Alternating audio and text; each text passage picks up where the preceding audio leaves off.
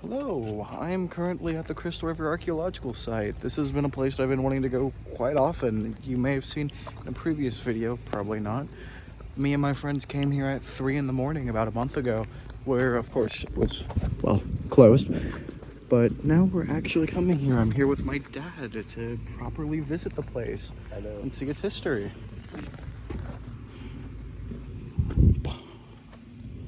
This is where we are. We're here. I did a bit of reading online, and this place has the distinction of being inhabited for roughly 1900 years, or at the very least in use as a ceremonial burial ground. That is incredible to me, saying that the history of my people, or at least our known recorded history, doesn't even last 500 years here, right? I think it does last just above 500 years with St. Augustine and all that. But yeah, I'm going to be showing it off today. I have a love for everything pre-Columbian, and that massive mound over there has me ecstatic.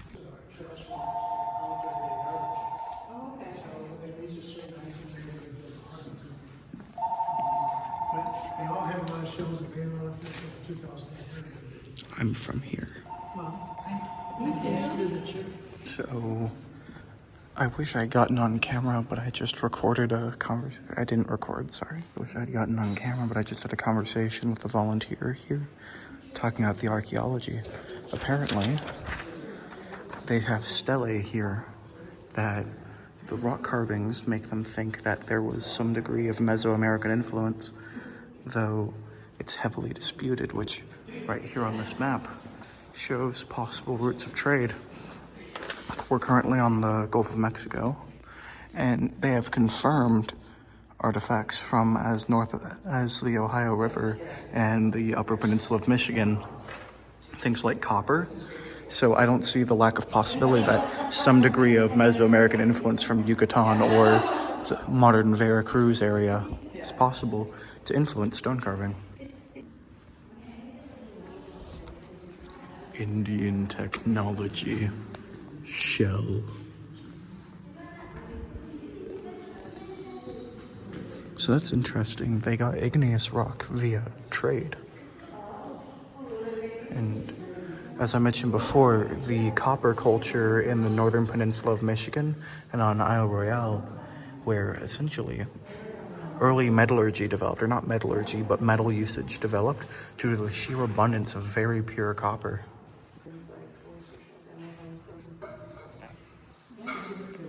So this area acted as, at some point, a proper inhabited site, but once it lost its status as an inhabited site... Oh geez, it's loud in here. I wonder if any of this is picking up. I'll do this outside. So once this site stopped being as inhabited of an area, it became a ceremonial site of gathering and trade. And if you look, I'll be showing it later, but there was even an area that they think was a stage complex for meetings. This area could possibly prove, wow, as something of a mecca of indigenous cultures at some point in time.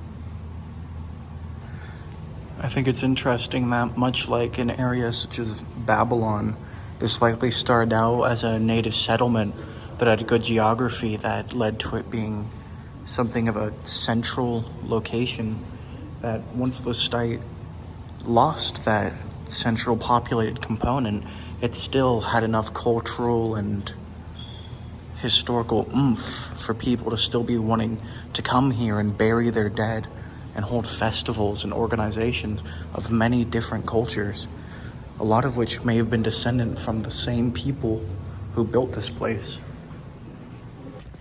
The fun thing about pre-Columbian archaeology is it is a lot of guesswork. And a big part of this is because, well, the earliest settlers here, they kind of had a policy of let's just fucking destroy everything.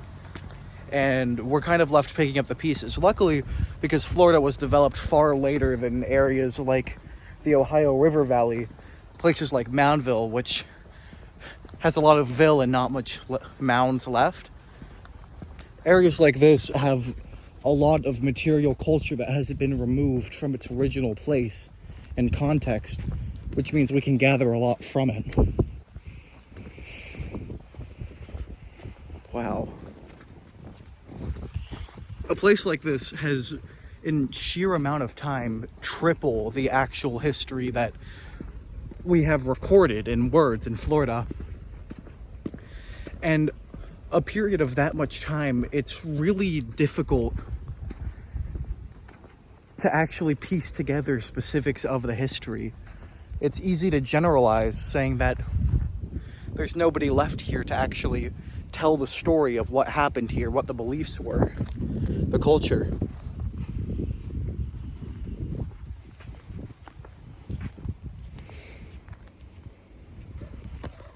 I mention this often when we're talking about history, how often our idea of symbols and just concepts and institutions can skew the accuracy of what we understand. I think of an idea such as a Byzantine architecture or culture doesn't really make much sense whenever you see the Byzantine Empire alone stood for a millennium. That's like lumping in Beowulf and I as being part of the same culture. Of course, separated by geography, but still. It's like giving me and Beowulf the same language, even though one is descendant from the other. This place even more so, and the worst part of this place is that there's no written records of what actually transpired here until long after it ceased to exist, in the way that the people who built a place like this would have known it. This mound right here is incredible. I've actually never in person seen anything pre-Columbian of this scale, and I can't wait to go up there. What do you think? Pretty cool, huh?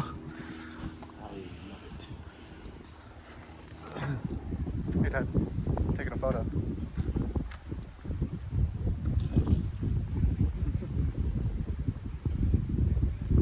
Say Mesolithic rock structures. Mesolithic! Alright, this is the part where me and my dad get winded on, honestly, not all that many stairs because we're fat and it's winter and we've eaten like it.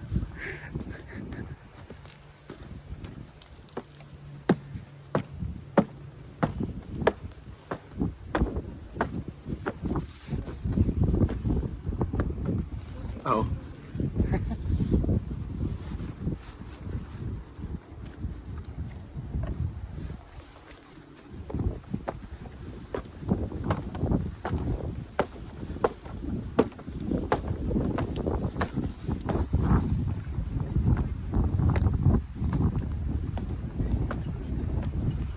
Yeah, these shell middens were made by like hundreds of years of catching oysters around here, then throwing them in one big pile. And after a while, you could build structures on them.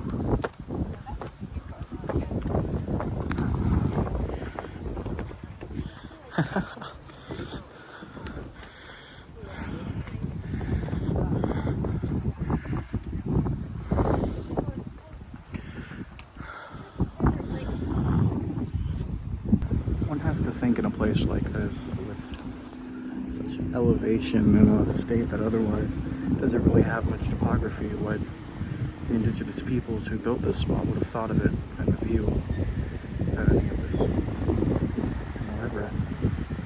To us this is wilderness and not really much to do with, difficult for development, but for them this was life. So a place like this would have been great shucking grounds, great fishing grounds, great for transportation, settlement, commerce. In the world they lived in, this right here was, well, in the words I used earlier, a mecca for trade and development. And in the 1400s, this site was completely abandoned from how it looks, and of course, it probably wouldn't be the same conclusion drawn by archaeologists as for some reason a lot was abandoned shortly before Columbian arrival in the 14 and 1500s, but one might imagine that when disease tore through Florida and roughly 90% of the indigenous population died within 50 years, there's a lot of the story that we're missing. There's actually no surviving indigenous Floridian languages.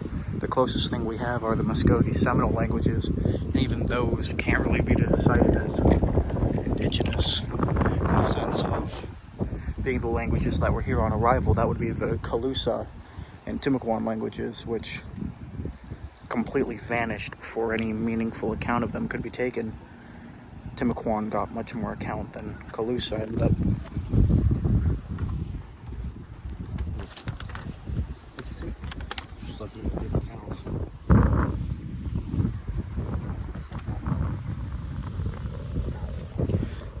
The fascinating thing for me about places like this is whenever we inevitably vacate this world, is our accomplishments going to be regarded with the same level of mystery and neglect as theirs? Obviously ours are going to remain for much longer, but who's to say the next civilization won't take proportionally as long?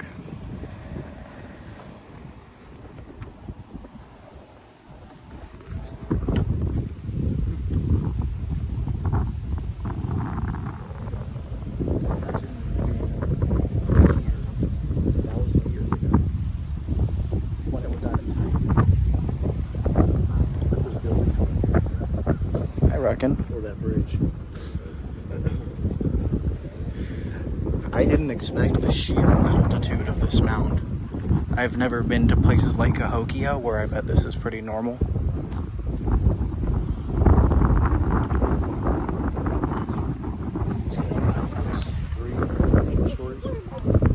For a non-American view, you have to imagine for Americans, it's something 1,000 years old doesn't exactly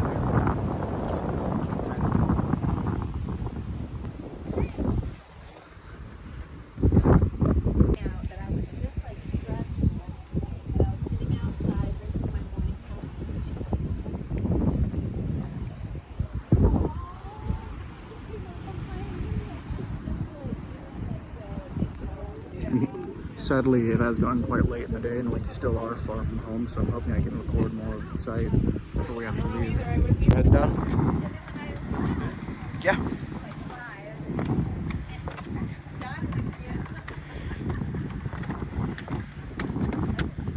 Hey Dad, I have a fun question. Have you ever been to a place of this much antiquity? There is a site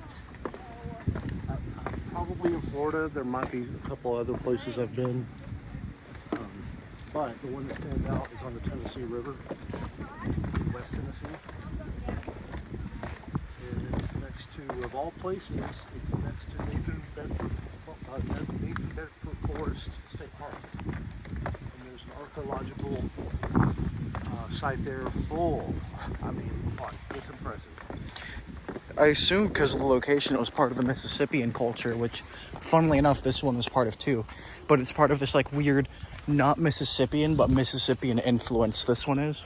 Well, they would have been able to be connected to the Mississippi River, but it's still pretty far away. Mississippian archaeological sites is like that era between, I think, the 900s and 1400s, where a place like Cahokia got what might have been up to 10,000 people in modern St. Louis. Which, for clarification, at that time, London's population was like 4,000 and Rome was 11,000. Yeah. Which is insane if you think about it, and they never developed writing, to our knowledge. Let's see if I can find that spot so you'll know what I'm talking about. So this one right here is 1,900 years old. Maybe not this specific mound, but... Oh, look at that ramp shape. Yeah, I was looking at how that was formed.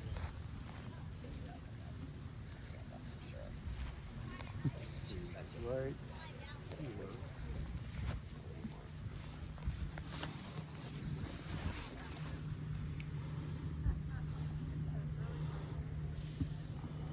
Where are you?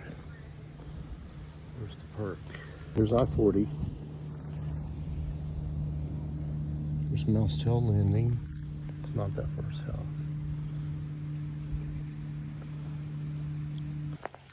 My hair is everywhere. Wow. Wow. We're heading out to the river now. We're going to do the loop around. There's a reason why that mound is the most popular Because that is like a place to behold. It is. Not only for sheer antiquity, but scale too. Do you have anything to say, Dad? I'm impressed. This is a very unique site and obviously ancient history. Love me a good mound, let me tell you. Nobody loves mounds more than me. That's for sure.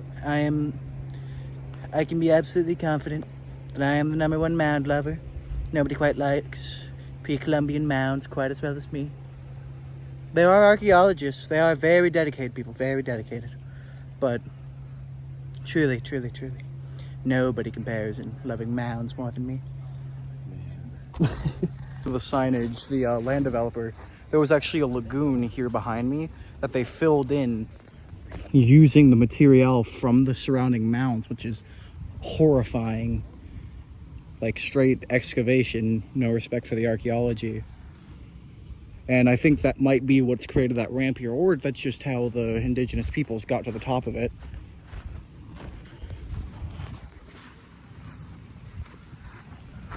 I love mounds.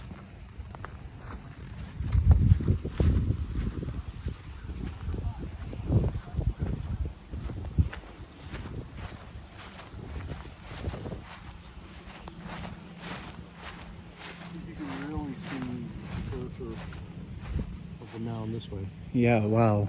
Okay. We've all seen how Israel is buying all of our politicians and making them kiss the Western Wall in Jerusalem. Well, I say, as an indigenous, Floridian, homegrown politician, we need to stop kissing the Israeli wall. Come kiss our wall. Come kiss our mound. If you're really loyal to the state of Florida, you'll kiss the mound and the oyster shells and the dirt. So their Israeli Semite wall, their Kabbalist wall. Just kiss the wall, bro. Just kiss the mound. I don't want to get on it and accidentally damage it, but look at it. Look at that ledge, too. You don't see topography like this in Florida. Imagine rolling down that mound. That'd be really painful.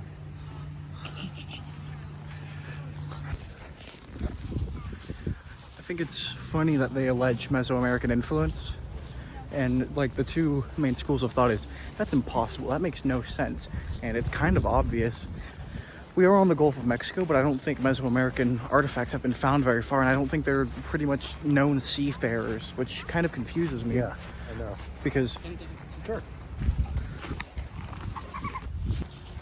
as I was saying, Mesoamerican influence, it's simultaneously super possible and super impossible. It's kind of like the idea of Phoenicians or Romans ever reaching America. Like it seems super plausible that of thousands of years of seafaring, or hundreds of years of seafaring in some cases, like, yeah, somebody probably got blown off course to the Americas, but at the same time, are we going to find super good evidence to suggest it? Yeah, how many people ended up here? You know, how much settlement really occurred versus just exploration? Or better yet, accidentally ending up here and then either dying or assimilating into the local population. Yes. And that's the thing about science, is you can't just make brazen claims like, oh yeah, somebody definitely came over here. The whole point of science is falsifiability. You need to disprove your theory and do everything you can to disprove it, because the best you can do with science is not being able to disprove it. That's falsifiability. Right. That's the scientific method. And that's where conspiracy theories like Tartaria or Hyperborea or Agartha or whatever fail, is they don't go by falsifiability. They find whatever measly and minuscule proof they can get to try and prove their theories, rather than trying to do the opposite, which if they actually did falsifiability, you would realize this is a load of bullshit. Yeah. So who's one of the two steles? Steles, yeah. Whenever I hear stele, I think of like actual inscriptions, but apparently here we're going to see a face. Maybe. In 1964, they found Stela 1.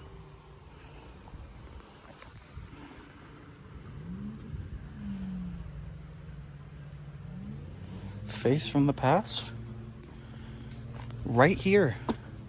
I'm not going to touch it because it's the wear and tear that's the issue, but 2 eyes, A mouth and an arm is what they think it is. Is that an arm Yeah. or hair? Possibly hair now that I look at the connection with the head. The face in the stone. What do y'all think? And of course the mounds in the distance.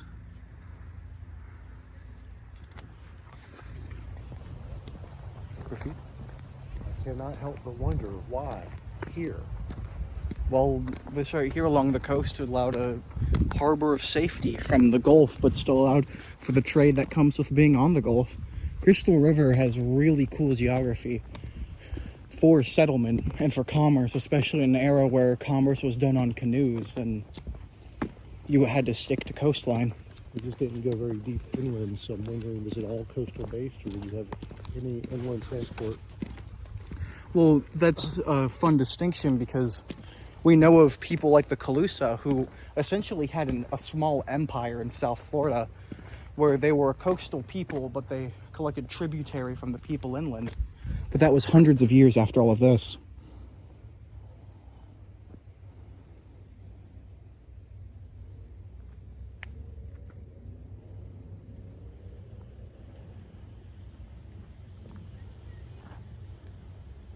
Oh man, that's crazy. Window in the past used to be a way to see the burials themselves. I appreciate the fact that they respected the burials enough to redo them, though. Mm-hmm. It's kind of sad. I wish I got to see them, but I respect the burial practices, so I'm glad they reburied them.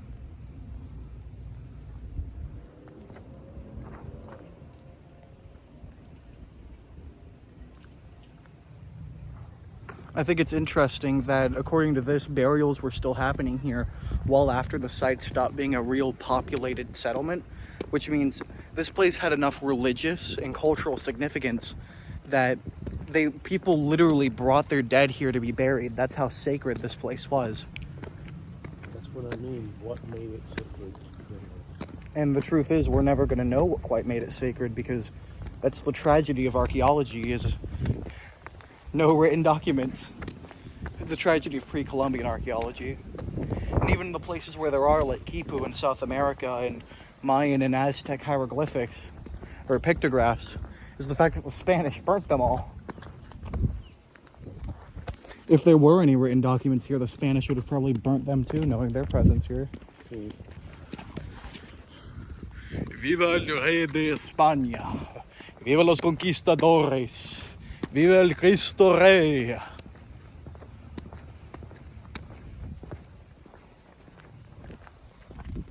That's what I hate about colonial mentality, is it's that same colonial mentality that made them think not only they had the right to burn those documents to make the people easier to assimilate, but to bulldoze these places, to take people out of the ground and put them in glass boxes for their descendants to come gawk at.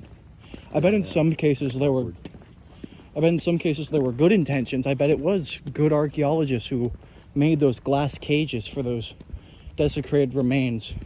They probably were very careful. But at the end of the day, we still are conquerors. And we can either have our conqueror's mentality, that we have right by conquest to desecrate and disrespect anything as we wish, That's the problem. like we're the Turks in Hagia Sophia, or we can show them respect. Are they specimens or are they humans? Hey Dad, what's the difference between archaeology and grave robbing? A degree? Well, actually, we're still trying to figure it out. How many years before a grave robber becomes an archaeologist, huh? Temple or stage?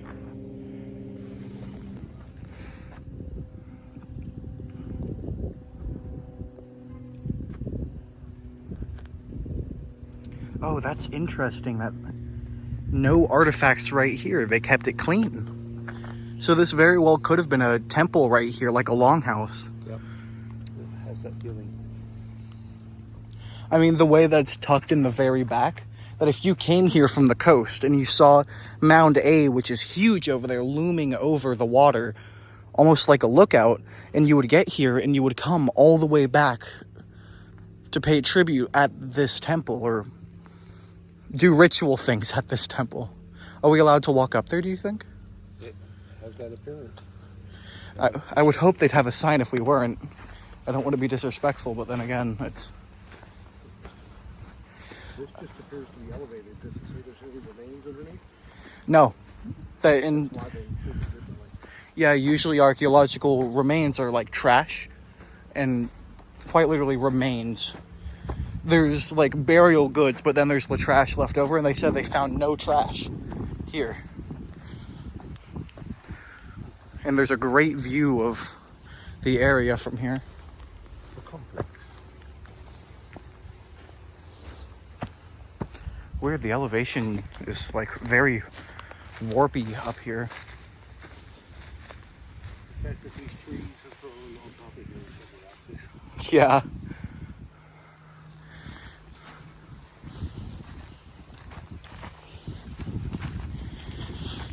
Imagine how the dude who had to install that power line felt. Yeah. How ominous this place truly is. Imagine how those birds feel. Oh wow, look at them. Look at their hierarchy. Out the one up top.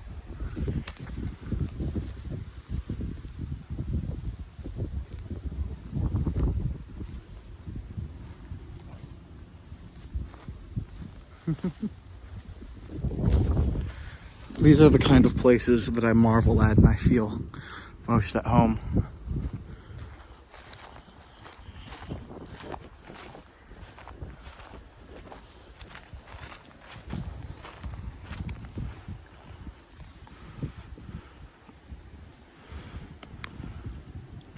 By the time Europeans came here, these people were long gone.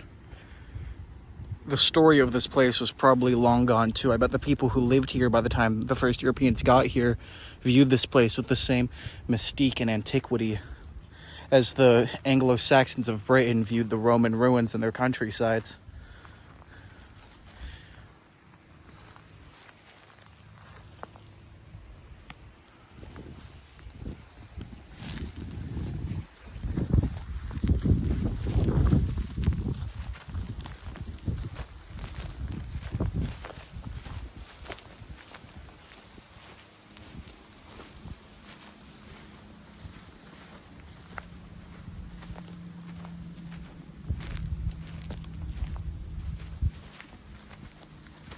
You know, sometimes I really hate being Floridian, but when I come to places like these, I appreciate the antiquity and the mystique of my state. Yeah. There's a lot to do. Of course, I'm not sure this makes up for 105-degree summers with humidity enough to boil you like a live lobster. You mean our winters, right? Our winters are what's temporary, Dad. Summers might as well last forever. It only gets really hot there for a few minutes. Get your Buddhism out of my way. All is temporary. All is mind over matter. If you don't like the weather, just wait a few minutes. You must escape samsara. You must escape samsara. You must give up your attachment to the weather. No attachments. Nobody's as humble as me. I will escape samsara. I'm the most unemployed. And I know many guys. I'm the most well-liked of them all. What do you have to say about all this? Impressive. Prompting reflection. Oh, it's the Indian family again. From Tampa.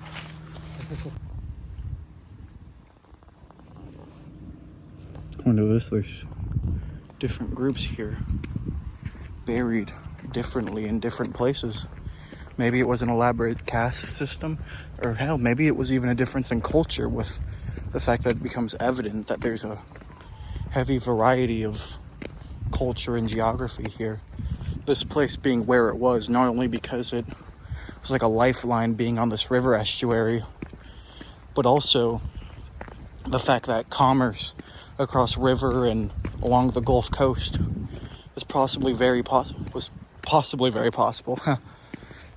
And right here, the stele, the rock they found, suggests that possibly along the Gulf Coast, all the way south, there were Mesoamerican influence.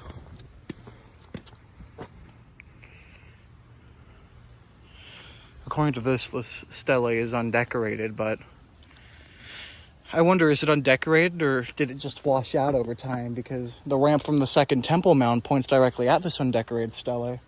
That means it was exposed for quite a while.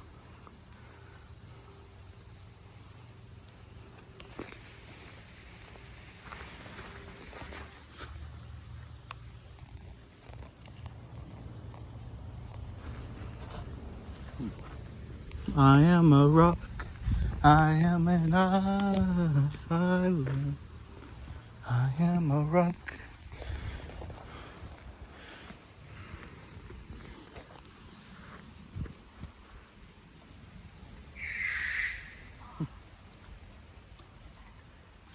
Are you a rock? Solid. Are you an island?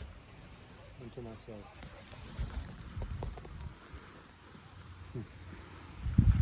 Fascinating stuff.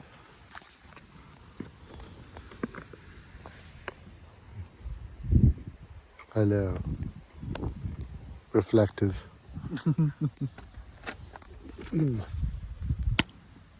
C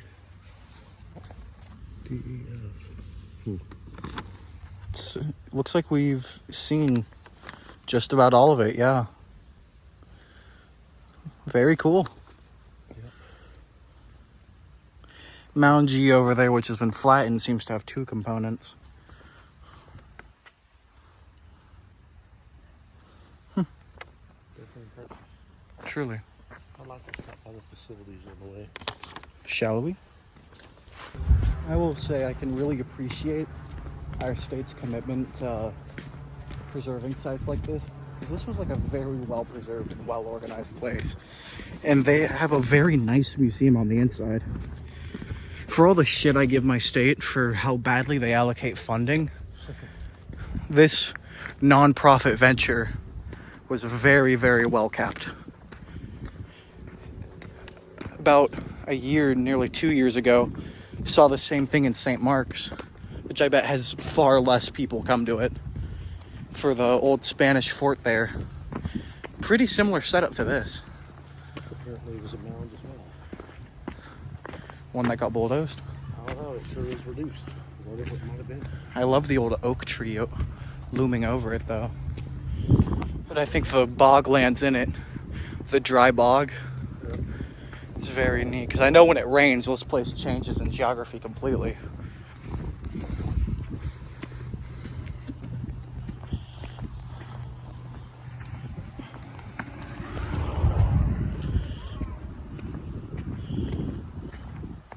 I love how people bring their kids and families here.